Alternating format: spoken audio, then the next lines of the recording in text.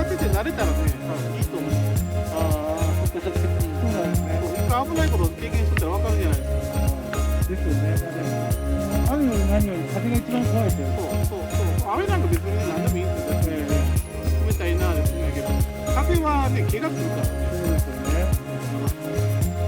自分だけのことじゃなくて、そう。本当でしょ。怪我させたりしないとみたいな。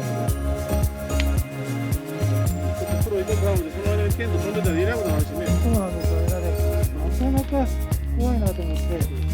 今日は大丈夫。俺が見とくから。大丈夫よ。ありがとうございます。飛んだら飛んだー言うとくから大丈夫。こんにちは。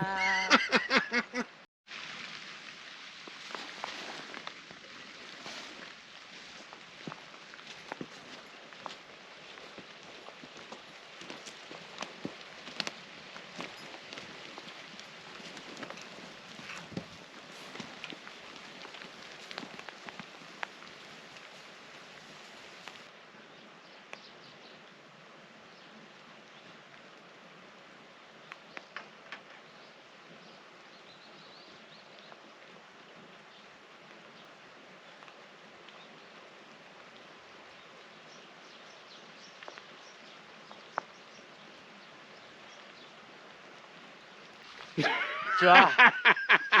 雨です、雨。はい。乾杯。乾杯。はい。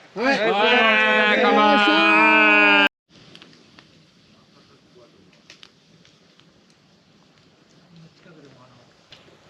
真ん中にガッと。ああ、そう。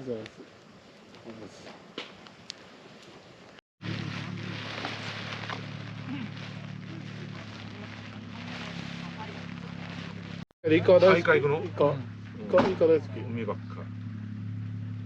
なんかさ、知ってる人ばっか食うねんけど。多分そうやと思い焚き火スナック、乾杯。イエーイ。よいしょー。よろしくお願いします。ます。お願いします。はい。はい。よいしょー。